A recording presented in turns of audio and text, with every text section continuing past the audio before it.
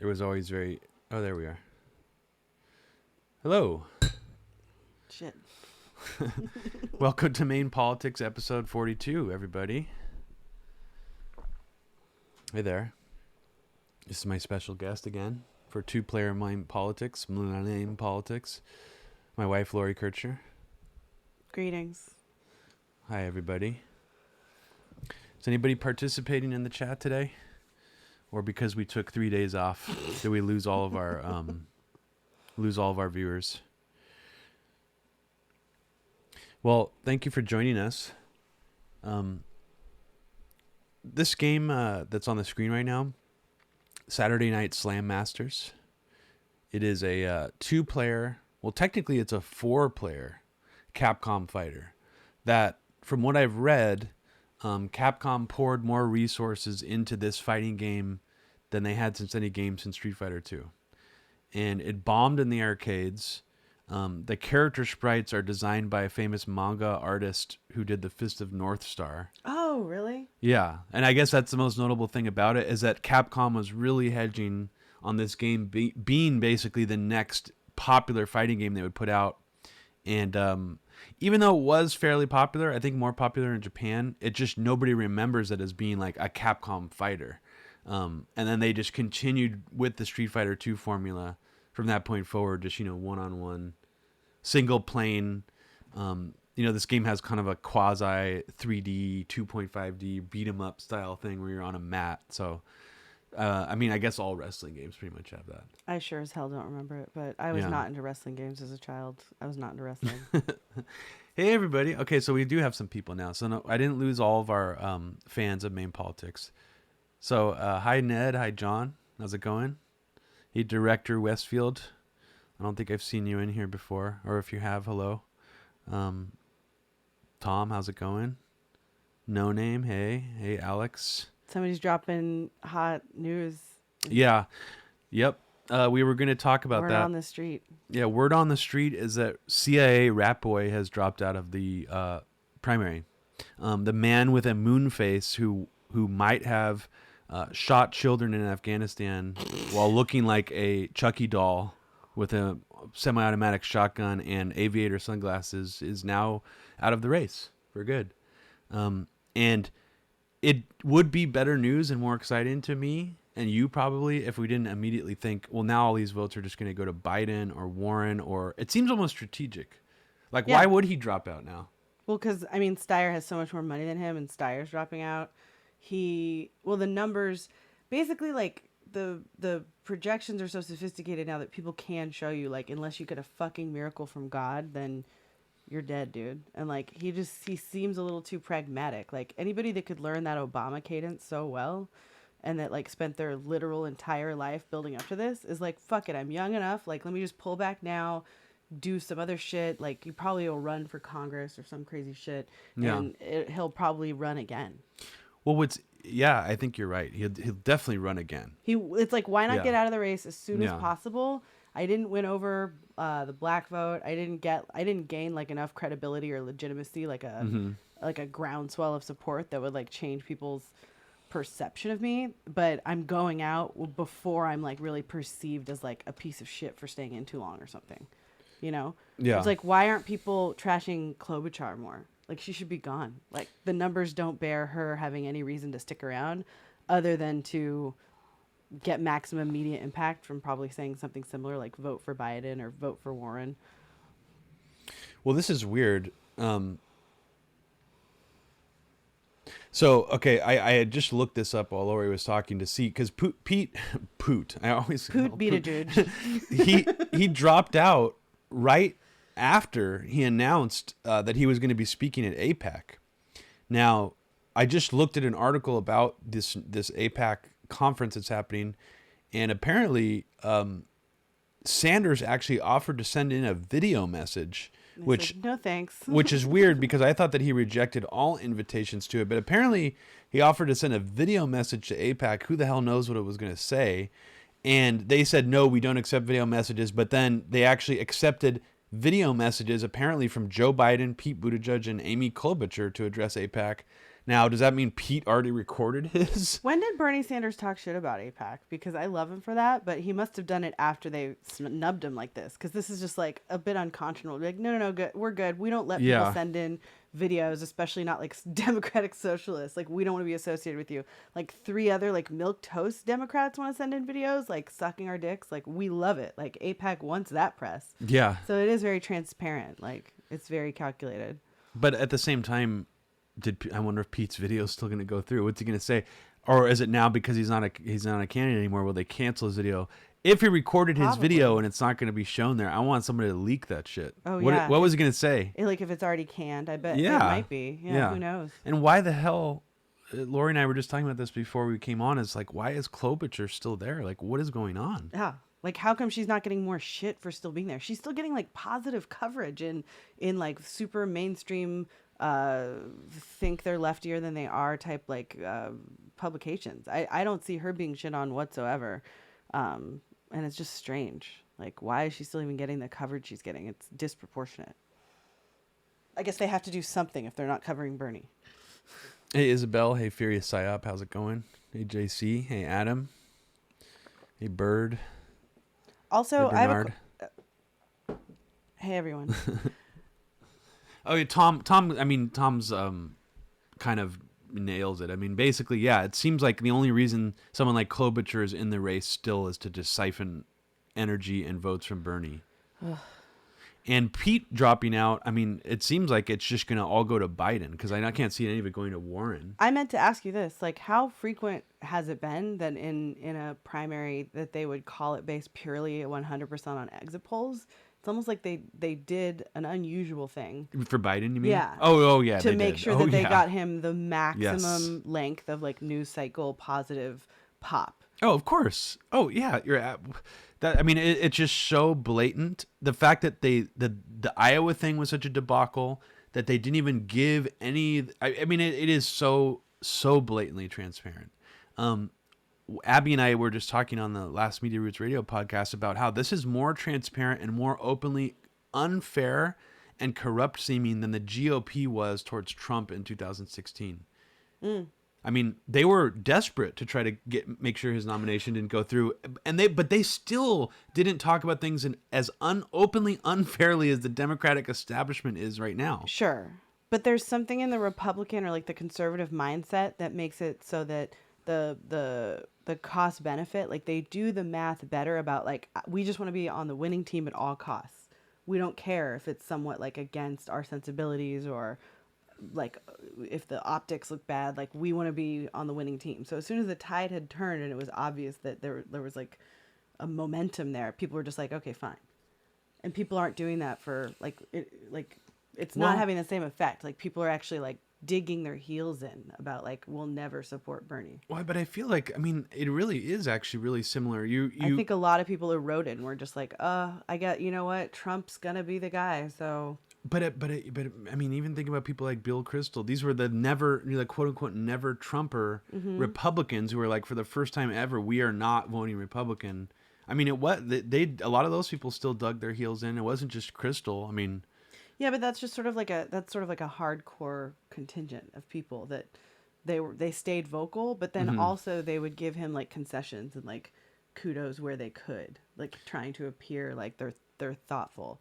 But like once that happens, it's like, who cares? That's reality. But the actual tide kind of turning, a lot of people I think gave up their hands in order to like just want to be on the winning side. Like we really need another Republican. So this guy is so objectionable. He's appalling, but fine.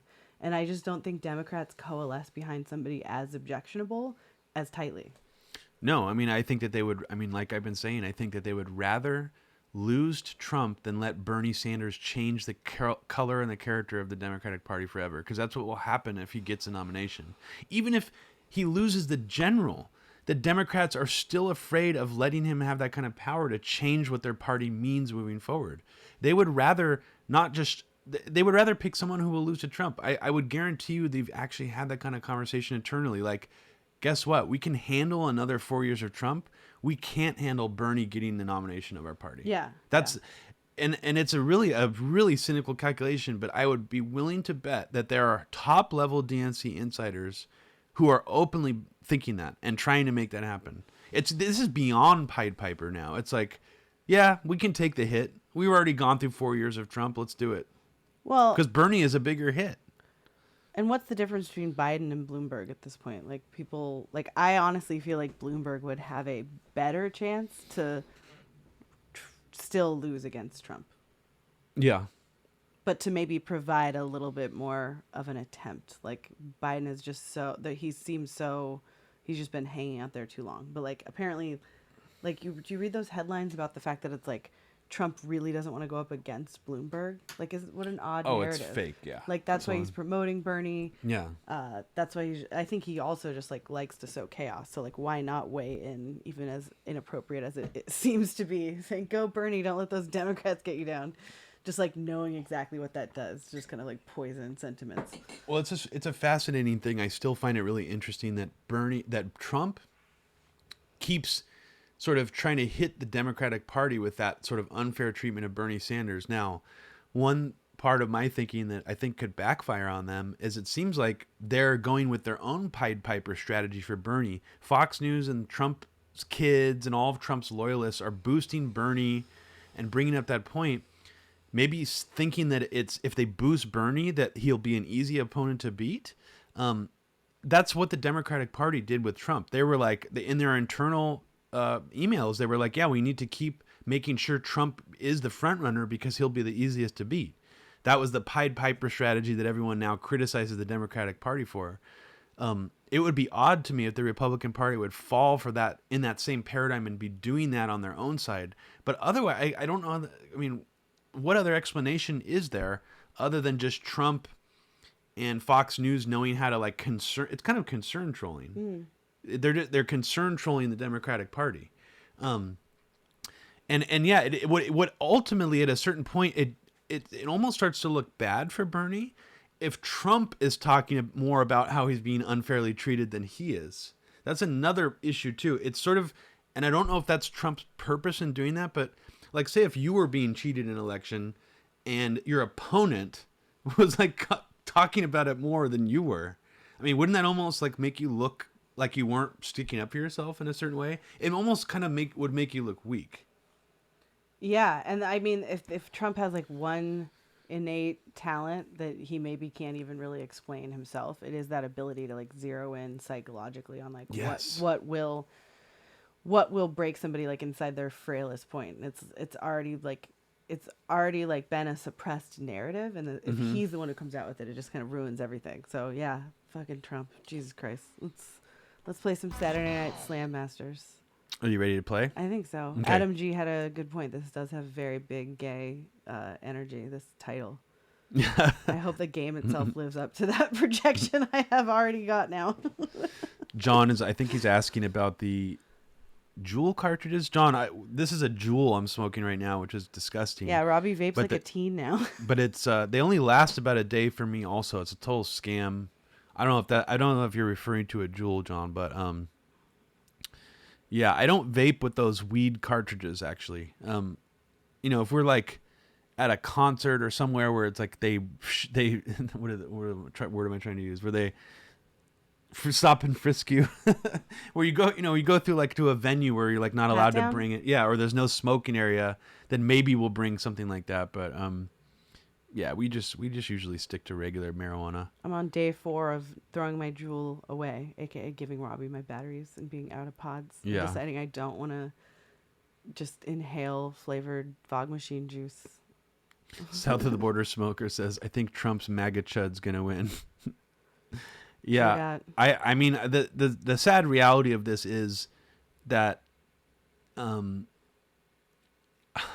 mean, Trump is. I have to admit, I think Trump is probably going to win a second term. Yeah, and I think if we sort of start accepting that that's a very likely here, it's not going to be as hard moving forward. Now, it's also possible Bernie could get the nomination and somehow beat Trump. As I'm saying that, it just seems like so much more of a far off possibility than Trump winning the presidency. And that dark timeline that I don't love to talk about on here, but I also feel is necessary to talk about. Wait, there's one darker than the one that we're already on? Yes. Fuck. Well, I don't want to scare you guys, but you guys are already very well aware of how much the coronavirus is spreading around the globe right now. One of the first, actually, Northern California had the first case of it detected in the United States, as far as I know. So, if Trump wins a second term, and this continues, and coronavirus continues to be this thing as global pandemic, and it gets worse and worse, we are in for a very dark timeline. And even if Trump doesn't win a second term, and the coronavirus becomes more of a serious issue right now, leading into the general election, if it becomes global pandemic levels, and there are quarantines placed in different areas of the United States, I don't think it's unreasonable or hyperbolic or fear-mongering to suggest that we will be in a martial law-like scenario.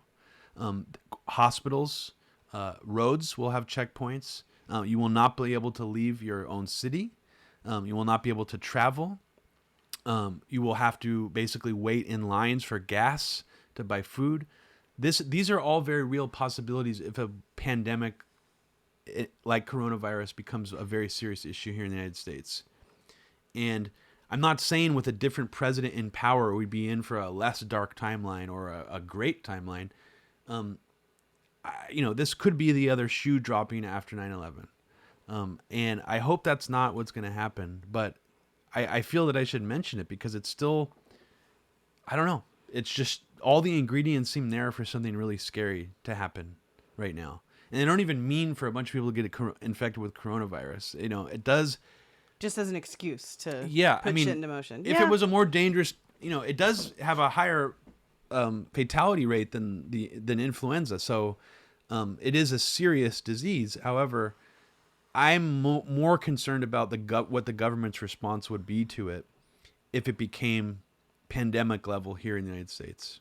So, yes, Tom Collector, maybe no election too. That's exactly right. That's kind of what I was alluding towards. And if there is no election, it almost doesn't matter if Trump wins a second term. That's kind of what I'm getting at. So I don't mean to be too dark. The darkest of timelines. Even the weed is not helping. Do you want any of this? Sure. Isabel, I don't know about what the virus origin was of the disease. Now, I'm only hesitant to go in that direction and speculate on it because some neocons are speculating right now and openly trying to fearmonger the public that China made some kind of bioweapon and unleash it on the world, specifically people like Tom Cotton. So I am a little bit hesitant to go in that direction, but I am very curious about the fact that so many high-level Iranian government officials are infected with the virus now, and that seems extremely odd to me. And the origin of it, like where it actually came from, is interesting. Like, you think a place as big as China would have, like, I don't know, a handful of infectious disease labs, and like it just happened to leak out from supposedly a wild animal market, like down the street from an infectious disease lab that is supposedly one of the more like expansive in like the entire country. That's so strange. Yeah, well, it's kind of like how Salisbury was the city where a bioweapons lab was located, like where the Skripals got infected, supposedly with Novichok. But this also brings me back to something that was really scary for me while I was researching the anthrax podcast I did with Abby. Right before 9/11, the disease West Nile virus was discovered. It was discovered. The origin was New York State. What?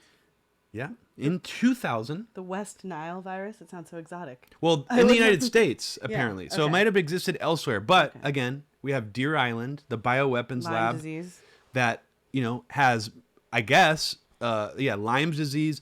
So this idea of bioweapons being used or insects as carriers, it is a very suspicious and bizarre thing to me that Rudy Giuliani and Jerome Hauer, two people who have very bizarre and suspicious connections to 9/11, were both involved in being basically the public face of dealing with the West Nile virus outbreak in New York, and both concocted a plan to spray the air in New York from crop dusting style planes with melathion, a cancer-causing chemical to kill mosquitoes in New York State. I think something like 30 people ended up dying Jesus. of West Nile virus.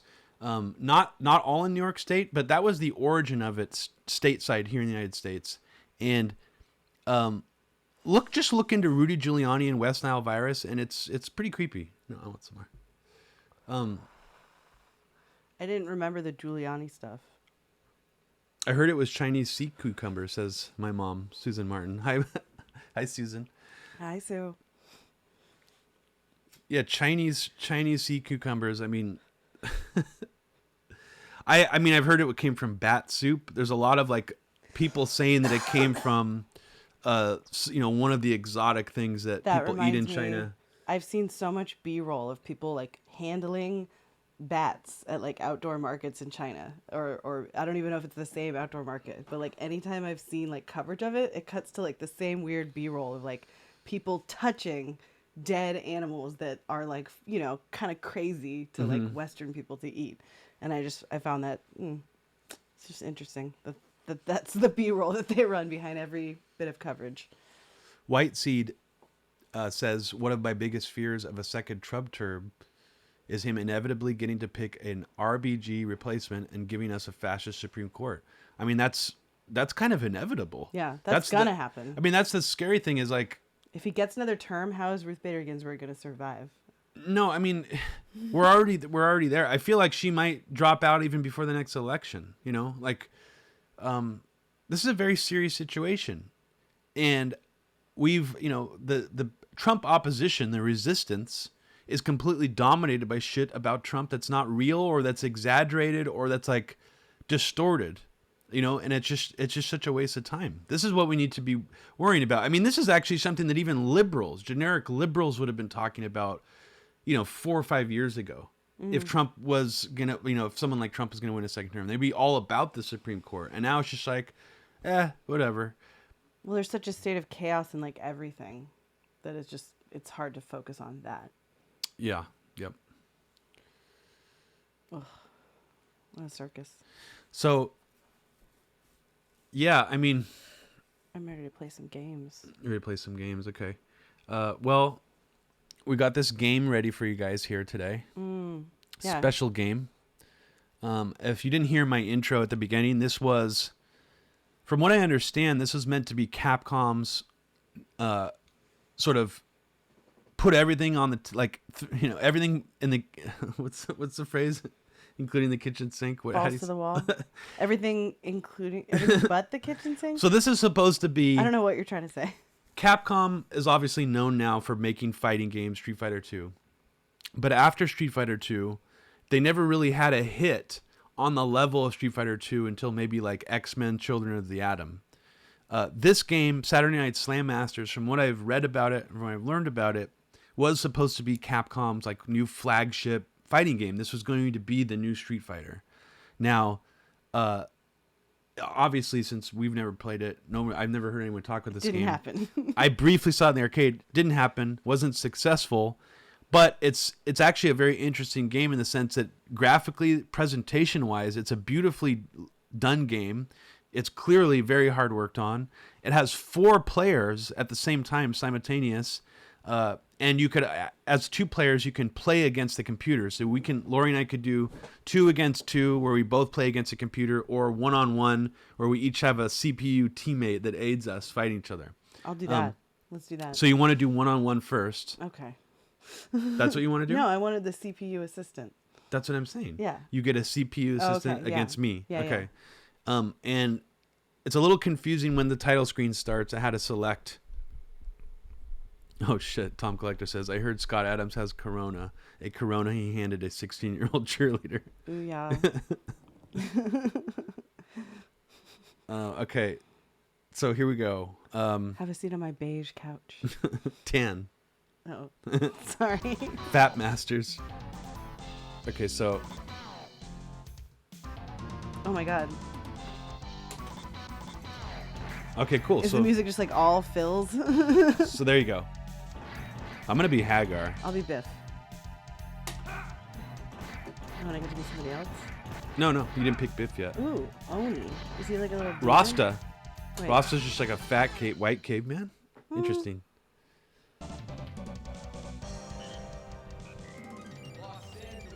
How's the sound, guys? Is it too loud? Ooh, it's one of those ones with a really sleazy crowd. Yeah, watch the intro. Wow. Is that a reggae intro?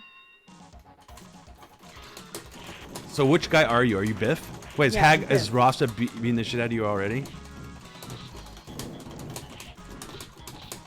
Let me know how the sound mix is, guys. Is the game too loud or too quiet compared to us? I just see my spinning... Wait, so then you're supposed to pin the opponent. Wait, That was you. Okay. You just did that. Cool. I can't. Ugh. I don't know what I'm doing. What? So it looks like there's a I'm trying to figure out how many modes of attack we have. It only seems like we have 2. There's like grab and kick. Yeah, and I'm trying to figure out how to pin you once I go down.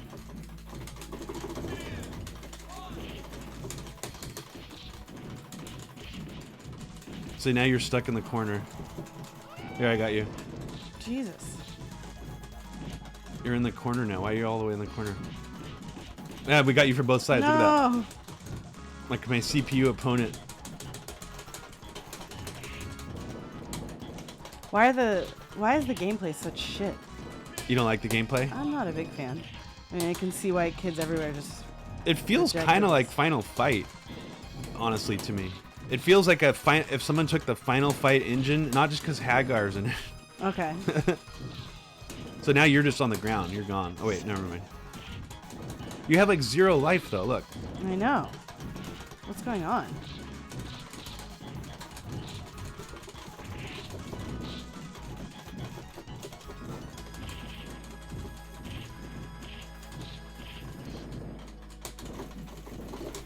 No. It's such a slow hold, like grab and toss animation. It's just like takes forever to realize. Okay. So who else on here liked any arcade wrestling games? Because I feel like there's probably a better game than this. There's got to be a better wrestling game than this. And I've already played the... After all that, it's no contest? Did you see that? Wait, that looks hella Street Fighter-like. Look.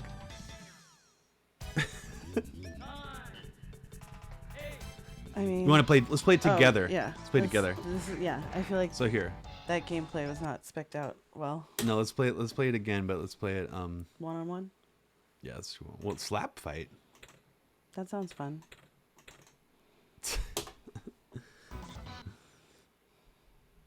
Okay, so I think... Let's see.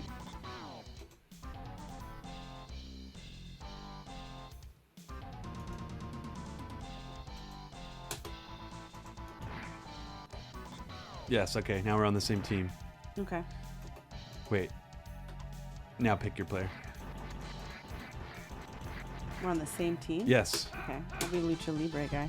Nice, okay. Stinger. Royal Rumble, Tom Collector says. Is it just called Royal Rumble? I'll check that one out. Yeah, is it made by Konami? The one with Hulk Hogan in it? Is that Royal Rumble? Rumble?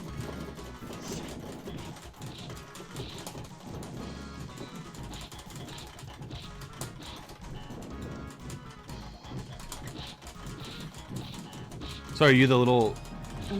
Okay, so we're the 2 tiny guys, basically. Yeah. Okay. I'm doing better this time. Yeah, why are we so small? I don't know. Ooh. Whoa! Shit.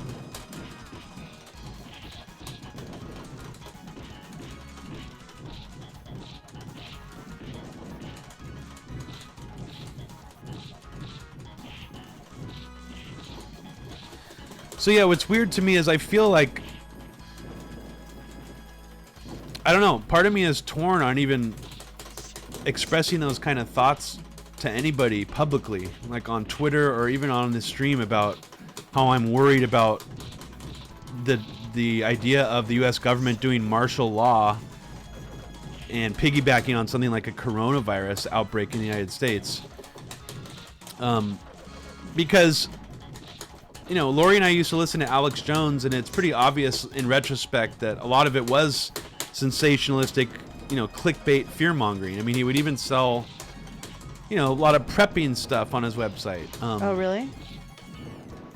Yeah, Alex Jones. Oh, yeah. Well, not when we listened to him, though. He didn't, but not way back when we listened to him. No, he still did. Really? Yeah. So, I mean, we were, we looked past that. We thought some of the stuff he put out was, like, entertaining or useful or whatever. But now I realize, like, how toxic that can be to keep people in a continual state of fear like that, and how damaging that is. Of course. But I still feel like there needs to be someone out there, not like Alex Jones, but someone who's still saying, hey, these are the existing laws now, and this is what scenarios these laws could be used for, where we could have basically full fascism like overnight. And here are the scenarios in which that could happen.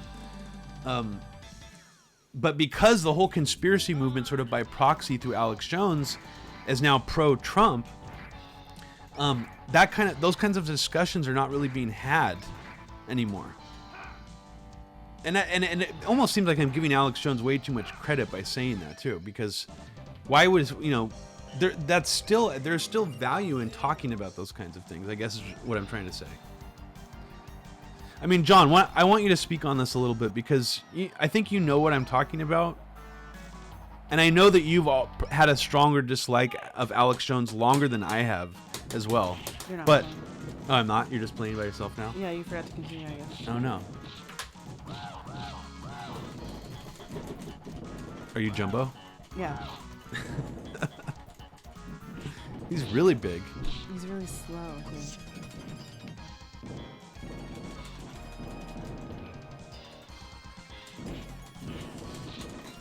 Ned Ryerson, yeah, Jason's talking about it a little bit, yeah.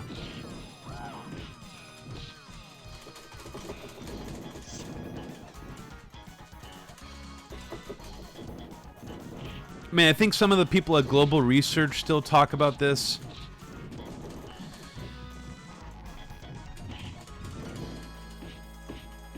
I don't know, though. I'm trying to think of others who talk about it in a rational, grounded way. Because there's a lot of people, there are a lot of people on YouTube who just, think, who are doomsayers all the time. Like, people will send me videos saying, hey, check this out. This is about, MK Ultra or the coronavirus or Pedogate or something. And it'll be very, very fear-mongering, acting like, tomorrow is going to be the end of the world. So there is a lot of stuff like that. That's not what I'm talking about.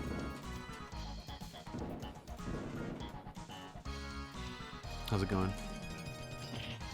Are you enjoying this game? No, let's play another wrestling game. That isn't. You want to play another wrestling game? Yeah, okay. There might be some good ones. I'll try Royal Rumble, Tom. We'll see if this is even in here. I'm having deja vu, though, like we already searched for it, and it wasn't. Oh. But, let's see.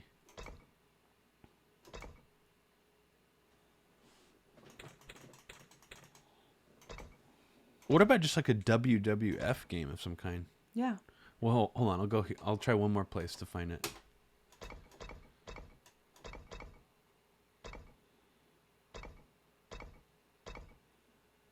Remember that terrible Mario Brothers clone we played? But looked like a weird caveman or something. Yeah, that's like a Zippy the Pinhead. What the hell was that game? Yeah. It's so bad. You want to play that? No, I don't know why. I can't just look. Remember we were talking about right before we started streaming? We were talking about some kind of Star Wars stuff. Okay, so we were talking about the Red Letter Media thing, about the Palpatine. Is he a clone or is he not a clone? And you tried to explain to me that he. Oh, yeah. He isn't a clone. So, has anybody seen the Red Letter Media review of Star Wars: Rise of Skywalker? And for anybody who hasn't seen Rise of Skywalker, we're gonna be talking spoilers, because we wanted to talk about something briefly that's kind of still a mystery. Well, I guess it's not now, since Disney official cleared it up of what's actually going on there. Oh, this looks good. Okay. Wait a second, Tom. Have you seen this WrestleFest? This looks pretty goddamn good. Let's try it. Wrestle War. This looks good too. That one might be good.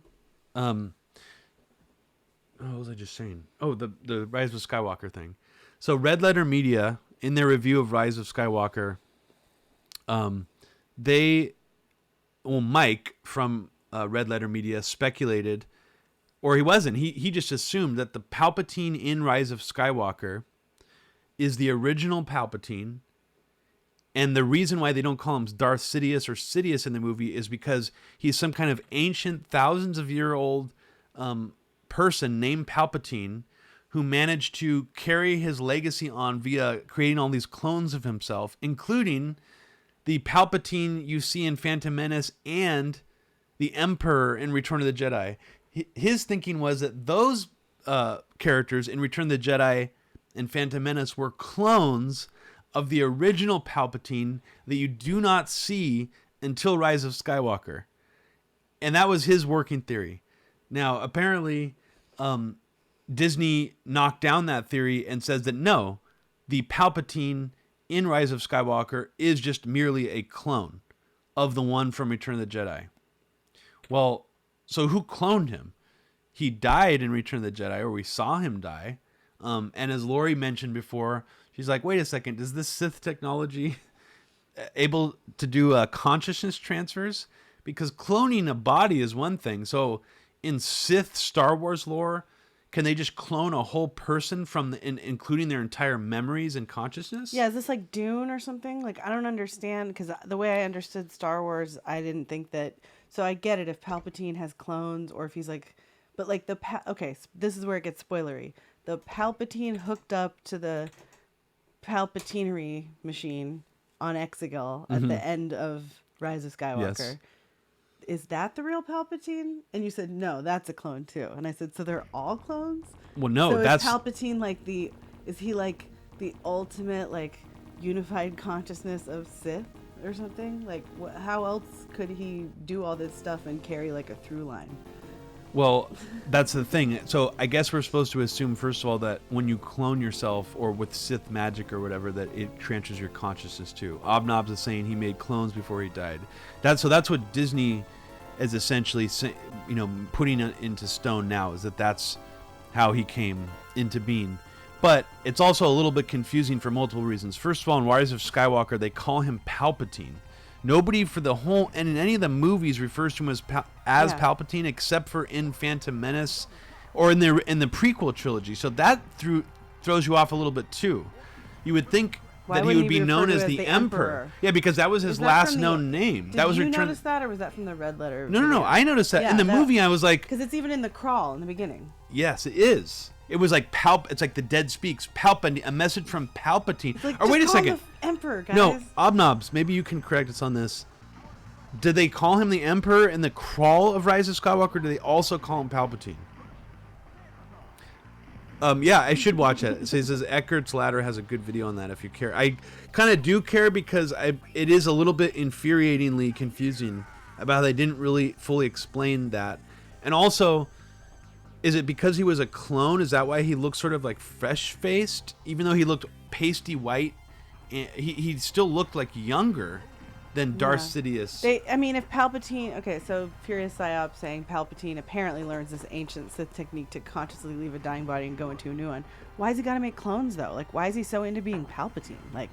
What a grossly narcissistic... he's just like can't he just do anybody then? Apparently he created Snoke. So the thing that wasn't clear is that he just puppeteer a clone of Snoke from Exegol? Like, was Palpatine sitting there pretending to be Snoke, like sitting in some kind of chair? No. Or did he just put an autopilot on a guy named Snoke? Did he create a character named Snoke from some kind of clone DNA and was like, okay, now we have... It's like on autopilot. Now just go, Assuming Snoke. He had some foreknowledge that he was going to be killed anyway, he must have set this all in motion and like woke up at least one of the clones and hooked him up to the machinery and was like, you're going to manage this while I'm gone, to like run the whole consciousness transference operation to like keep him going. Otherwise, how would that stuff already like be done after he dies? Mm-hmm. Like, I guess it's just really, it doesn't make any sense to me. Not at all. Yeah, and the Snoke thing, I don't know. Well, that was obviously just sort of retconned in anyway, so of course you're just not supposed to think too hard about it or it ruins it. And I just consider myself a casual Star Wars fan. Yeah. Obnobs, the real Palpy, Obnob says, is the episode 1 through 6 one, but he made dead clones during that time. Yeah. I mean, that's what it seems like. But then the problem with that, there's so many just random issues with Palpatine in general that I feel like are plot holes that George Lucas did not think of until he made the prequels. I mean, that's pretty obvious to me.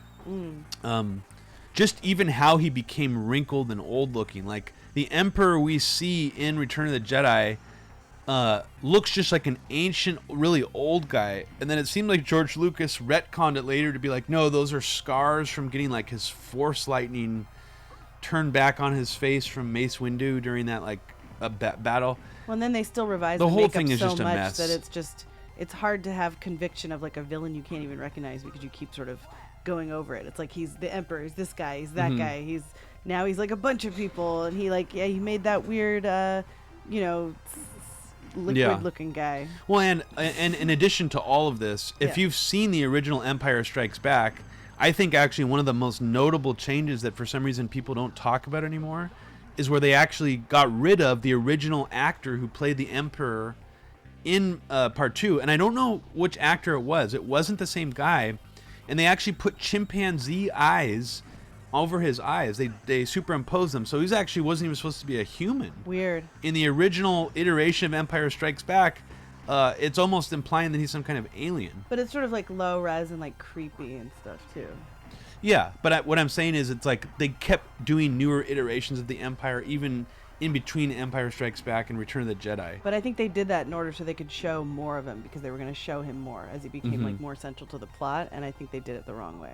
That's what we can agree on. Yeah, it kind of just dilutes the essence of like a good villain. It's a shame. Who gives a shit if he's a clone or not?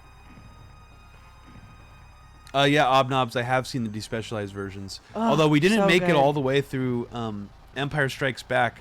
Now, what I would like to see, Obnobs, is actually an Empire Strikes Back Director's Cut despecialized edition with that hilarious, completely inappropriate scene where the snow monsters start like beating through the walls of the rebel base on the snow planet. That shit is hilarious. And I feel like tonally, it just completely makes Empire Strikes Back like a much more over-the-top sci-fi movie.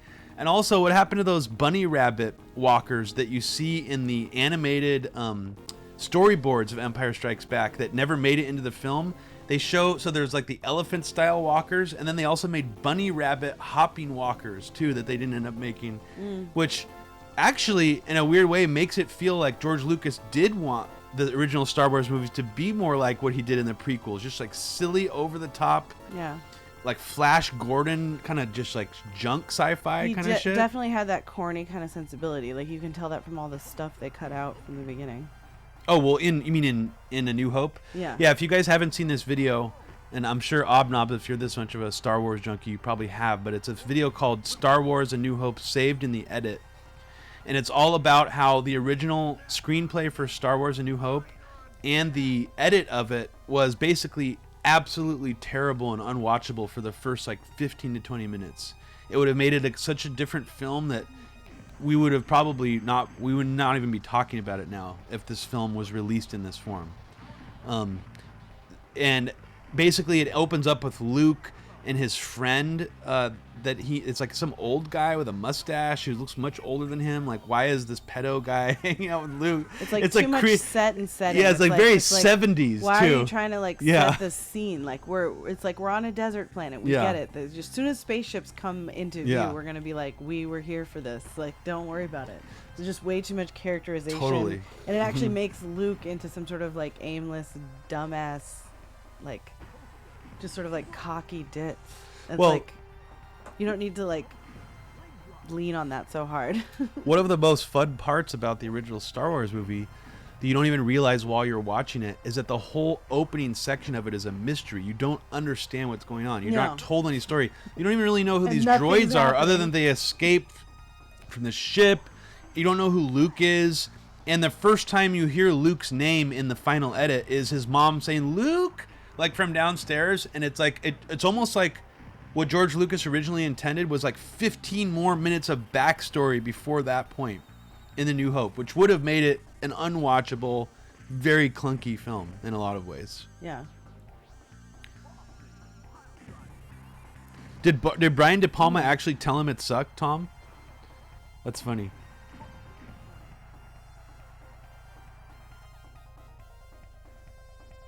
You're at a table read, Peter H. That sounds fun. You wanna play? Sure. Let's do this. Spill the beans on the film. Tell me in DM so you don't get fired.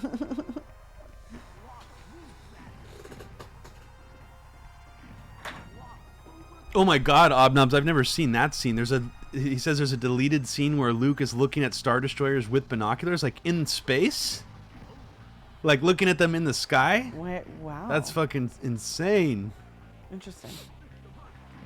Who created Anakin? Good question, John. I guess it's supposed to be Palpatine, according to that weird opera scene in Revenge of the Sith.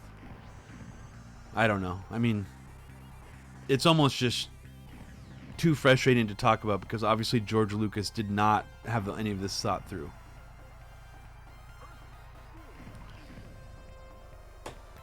All right, are we gonna do this? Yeah. Tag match? Or are we gonna fight each other? I don't know. What do you feel like? Let's fight each other. Okay. Okay. Okay. Wow. Cool. So I want to be Sergeant Slaughter, obviously. I like how they're partly digitized sprites. Ooh. I'll be Ultimate Warrior. Nice. If Life is a Leaf does some fanfic mixing together Star Trek and Star Wars.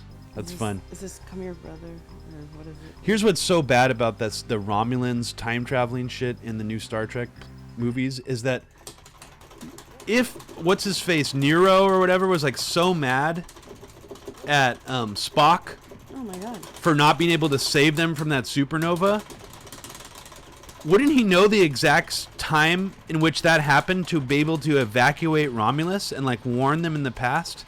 It's actually one of the most annoying time travel plot hole movies ever made, actually, when you really think about it. That they try to do that time travel plot in Star Trek, and it doesn't even make any sense.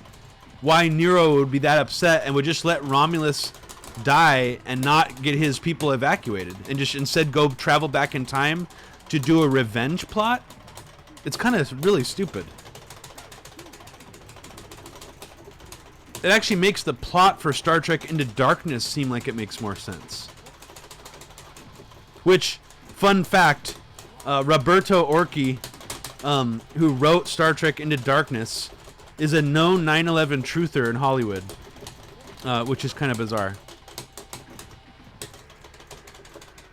This game sucks. This game is pretty bad. This game is just like well, I think it's meant to be played with 4 players, so it's like, I like the ref. Oh.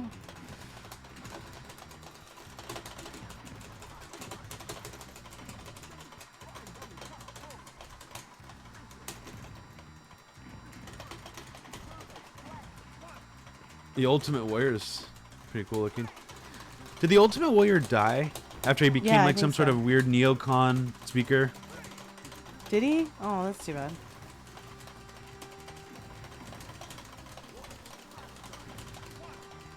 Ugh.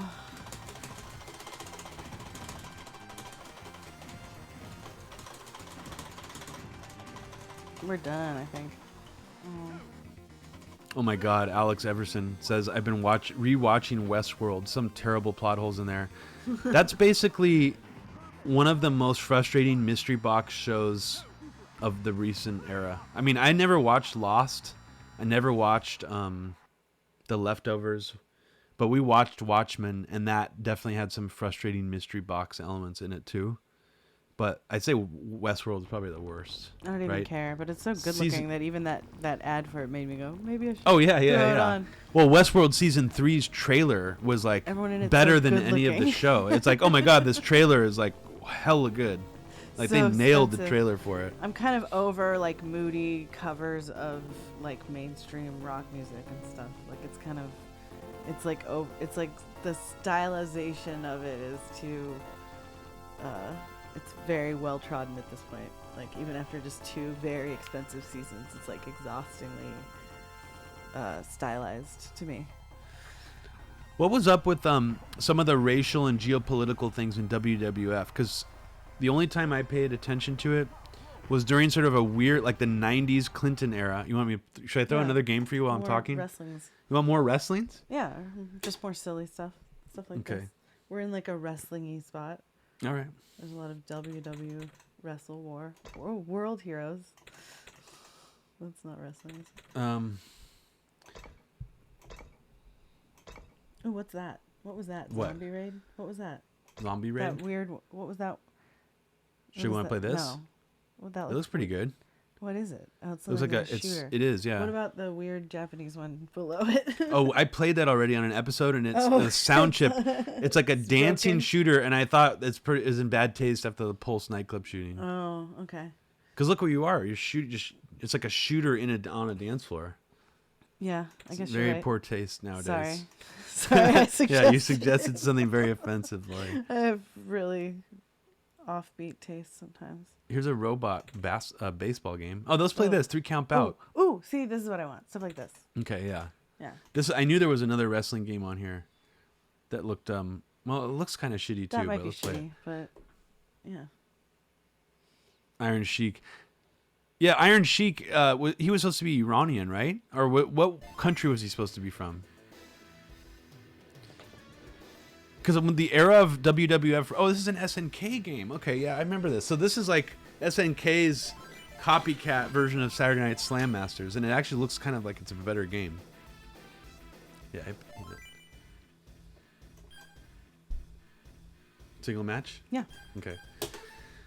Yeah, the era of wrestling that I paid attention to was like the 90s Clinton era, when the villains in it were Yokozuna, I want to say Razor Ramon, that clown guy, and the Undertaker, who I guess wasn't really like a villain. He was more of like I don't know I don't know the wrestling terms. Like, what do you call it when someone's like not supposed to be a hero but is a villain? I don't know. Street match?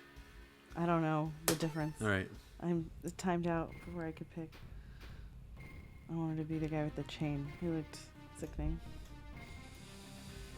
Where's the AOC Bernie rally tomorrow? You're gonna go there? I'm just curious. Why are you going there?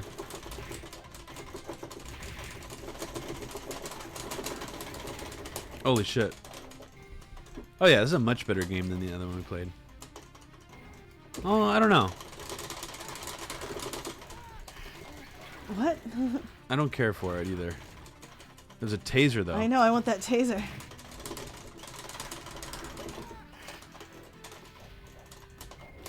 Oh no. How do you even pick it up? Oh, I think I just pressed the second button. Yeah, I mean, what is Yokozuna? Is he a heel in wrestling?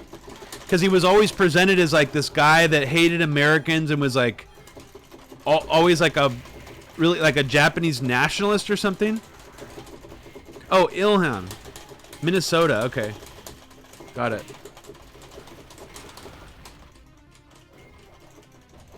Oh, okay, Obnobs, that makes sense.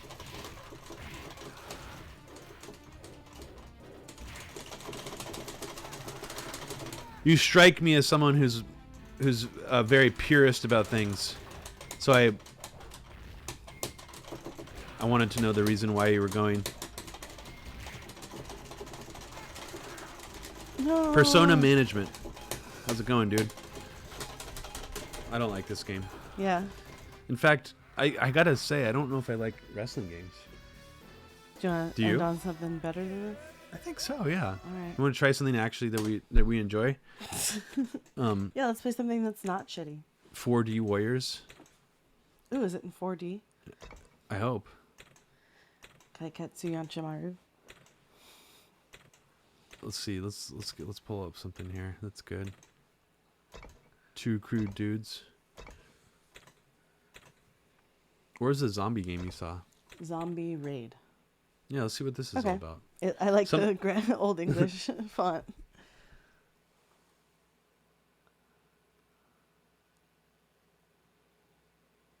Interesting, Tom. So this game is made by Sammy. I don't remember ever seeing this in an arcade.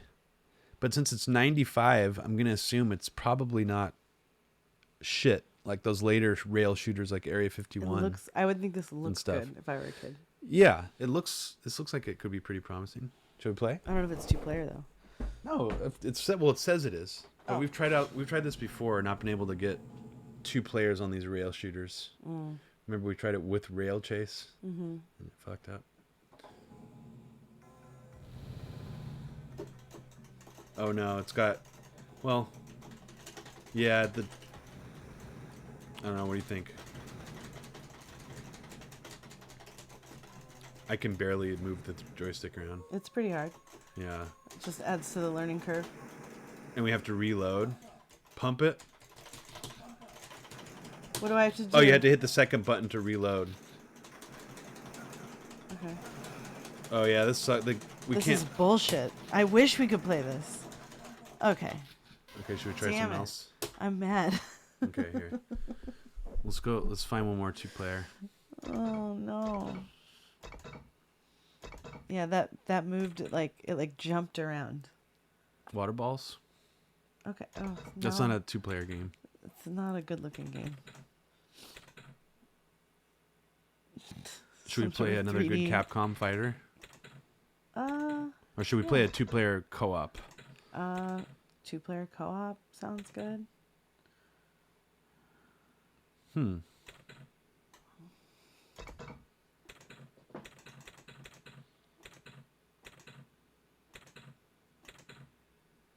Ooh, is that 2 players? That's not 2 players, no. I don't think so. Can we play is this 2 players? Yeah. You think so? Coin, please. Let's see if it is. Has a coin, please thing at the top. Right. Cool zombie shooter. I know. We'll never get to play it. Yes, Ned Ryerson, that's happening. The debate with Bill Crystal and Scott Horton is supposed to be happening. When is that supposed to be happening? Oh, shit. Yeah. This is a weird-ass game. Ooh, listen to that music.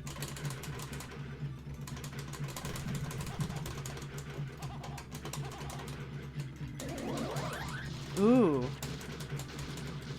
This is kind of cool. I like how it's like all one-hit kills kind of stuff. Well, it's kind of like has a Smash TV Total Carnage vibe to it a little bit. Not what I was expecting at all from that screenshot. Yeah. I like it. What do you think? It's pretty cute.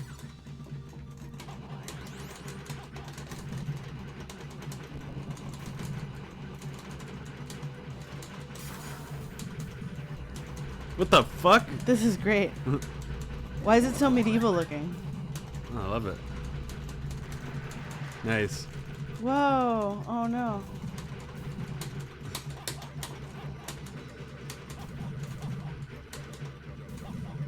Whoa. The sounds are crazy. Holy shit.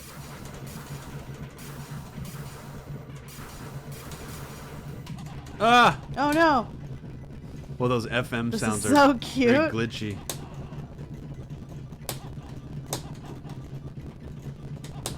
Oh no. Can we hit him out of the way? Oh man. We can't hit him out of the way, huh? No.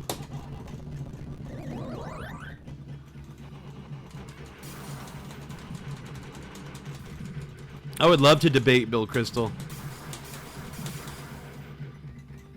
I mean, because I would just go for the jugular right away. I'd be like, you blamed fucking Saddam Hussein for the anthrax attacks. I mean, I would just hit him with the hardest things, like right out of the gates. Oh, shit. This is a pretty cool boss. Yeah. It's like a Ganesh.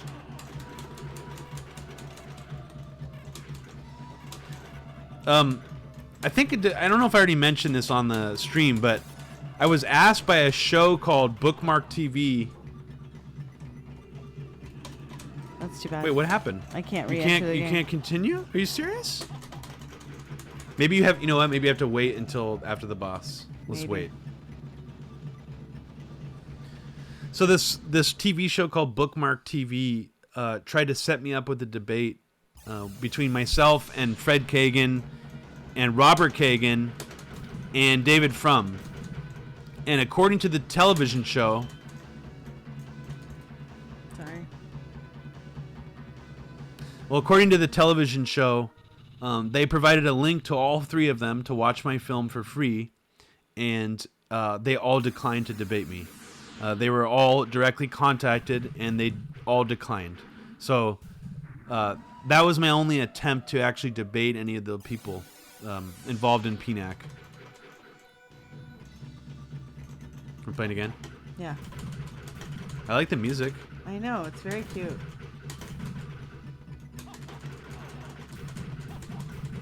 You want to play Viewpoint? You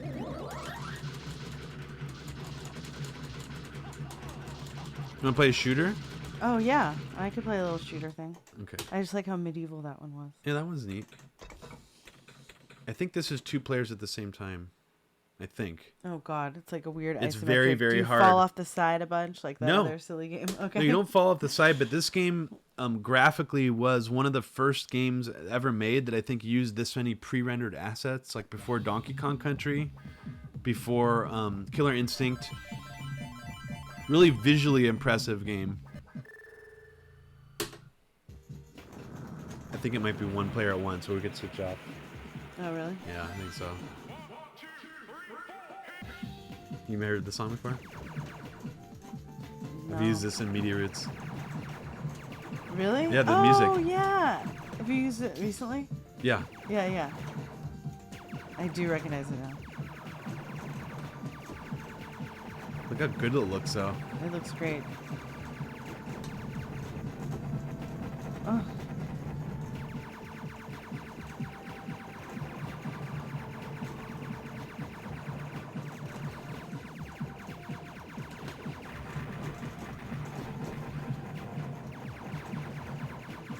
Yeah, it's pretty cute. When is this from? Early This is 90s? from like 91, I think. Yeah. Look at that. Oh, cute. You have to shoot that to make it go? Yeah. Or you're going to die. That's pretty cool. And you can shoot it the other direction, too, so Yeah. you can accidentally close it. That's cool. It's pretty cute. Oh. Your turn. Ooh, I'm pink. Tom Collector, no, all I got were declines. I did not hear any thoughts from them about my film. I didn't get any response from any neocons about anything in any of my films.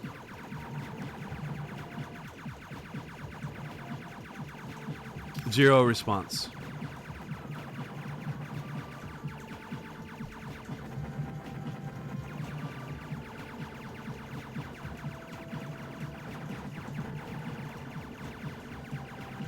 I think I had somebody that worked for Interpreter magazine that later got bought by the U.S. government. It was some sort of weird front group, cutout group for U.S. state-funded media. Oh, shit. Called A Very Heavy Agenda a truther film, a tinfoil hat truther film. And I don't think they'd actually watched it. I don't know why they went after it. I think it might have been because it was like promoted somewhere or something. I don't even remember the circumstances.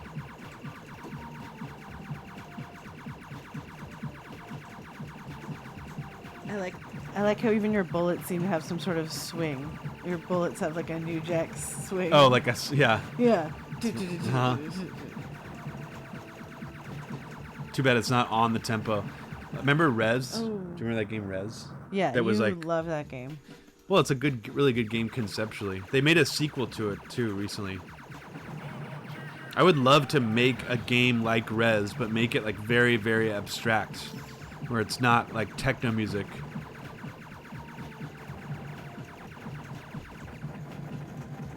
Oh, Tom Collector.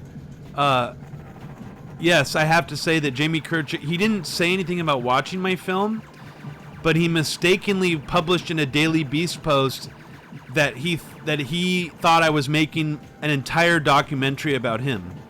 He actually published in the Daily Beast, you can still find the article, him pointing to one of my tweets saying that I was editing clips, I was becoming nauseous from editing video clips of him. He interpreted that as I'm making an entire film about him. And he published that in the Daily Beast. So that was actually the only neocon mention of my film. As if he has enough material. Yeah. As if he's done anything. I know. He barely had. Yeah, there's like barely any video of him out there. All right. I don't know. Should we wrap it up? Yeah, let's wrap it up. Well, thank you again, guys, for joining us. This is episode 42 of MAME Politics. Nice break beats. Listen to that. Oh, shit.